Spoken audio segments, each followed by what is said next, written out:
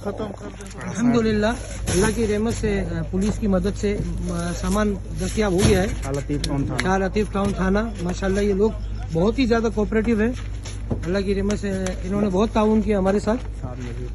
शाह नज़ीर चांडियो ये माशाल्लाह एक मुखलिस और हमदर्द इंसान है।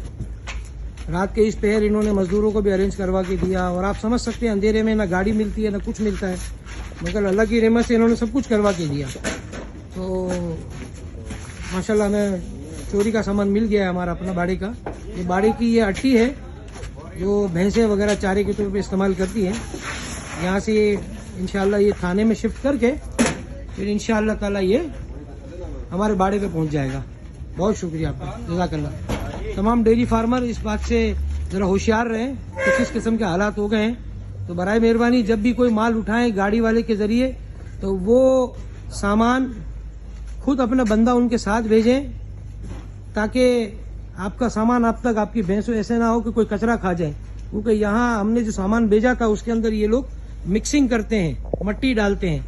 ये मट्टी के बेतहाशा या बोरे भरे पड़े हैं, असल माल निकाल के उसके अंदर उससे मिलता जुलता ये भूसा भर देते हैं या मट्टी डाल देते हैं। ये देख रहे हैं आप ये सारा।